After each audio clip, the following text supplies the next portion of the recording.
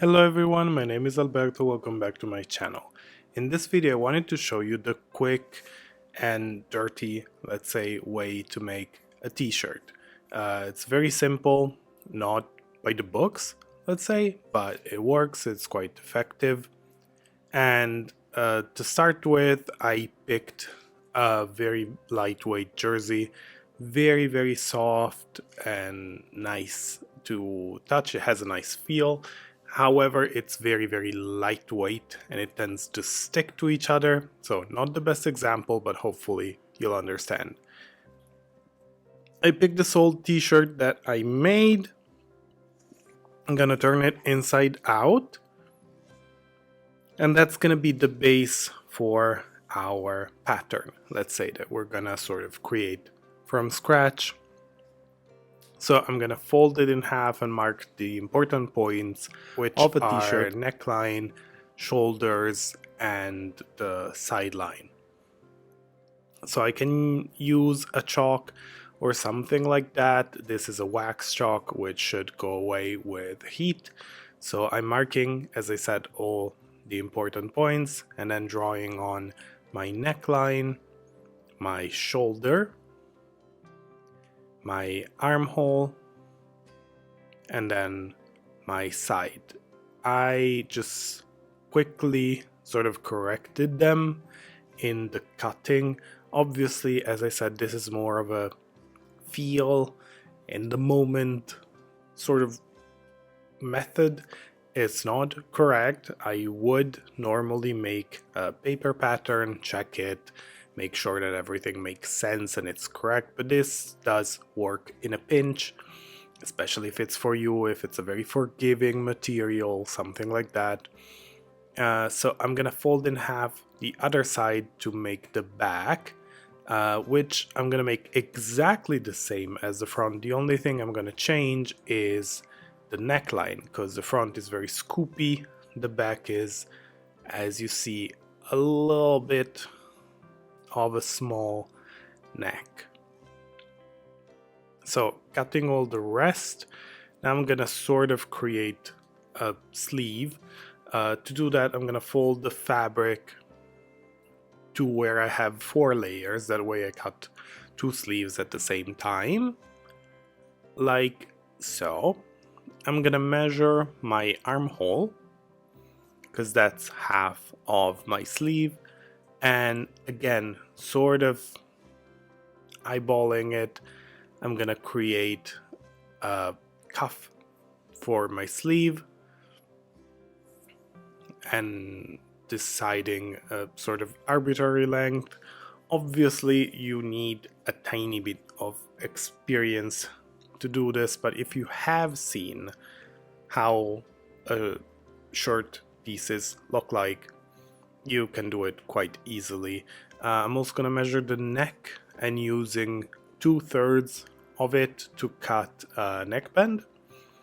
So I just have a random stripe. I'm going to straighten it up a little bit and cutting the exact measurement that I need. Again, I'm using 2/3 of the total circumference of the neck in just a straight band of fabric. Once I've done that, we can move on to actually putting it together. We are gonna start with our shoulders. So first of all, straighten up the pieces. As you can see, this fabric in particular tends to stick together, which is why I should have chosen something a bit stiffer like a normal cotton jersey, but this is what I had at home and it does feel amazing when you're wearing it. So here I'm joining the shirt shoulders.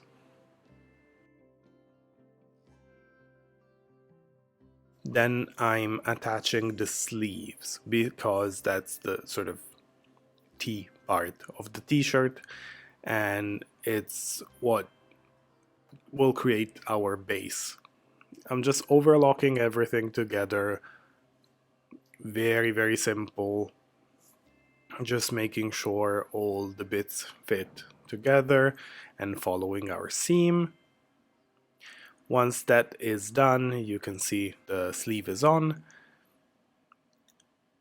I could go into the sides already, like I would normally do, but another quick thing that will help a lot in putting it together is to do a pre-press of the hems. I think it helps a lot in this case. So we're moving on to the iron. I'm gonna pre-press the hem of the sleeves and the hem of the t-shirt. This because it's a lot of help when we go into putting them together and then stitching the hem down, in this case with a double needle. So I'm just gonna press it quickly and just let them cool down so they would hold in place. So like that, folding the hem and pressing it down. And this is another sort of cheat because, for example, with this thinner fabric, it tends to move around a lot, and it's a little bit trickier to keep it nice and even. But now that I've done that, I'm putting the rest together, so just the two side seams, which is again very simple overlock, and now I can use the hems as well as an extra sort of anchor point. You can pin them together, you could just check when you're sewing them, that works as well. I'm also gonna close the neckband and attach it on the collar. In this case, there's a difference between the front neckline and back neckline because the back one is very small compared to the front. So what I'm gonna do is I'm gonna sort of distribute all the space between the two, just sort of by eyeballing it, making sure it's kind of like the same tension all around. Once that's done, we can move on to the hem.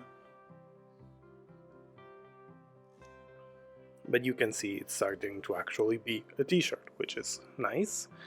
Moving on to the hem, what we're gonna do is, in this case, use a double needle sewing machine, which creates a sort of zigzaggy, similar to the overlock underneath, because it has like a crochet and two simple parallel stitch lines on top. I'm gonna use a guide and just hem all around, and that's basically it.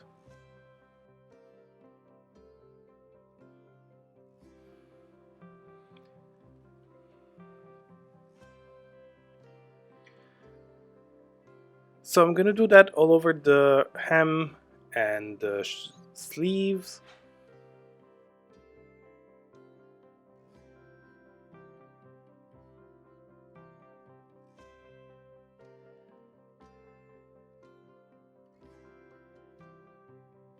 And then I'm going to press it quickly to sort of fix the minor mistakes or creases that they're sort of everywhere. I'm gonna press the hem nicely, trying not to stretch it. I'm gonna press the sleeves.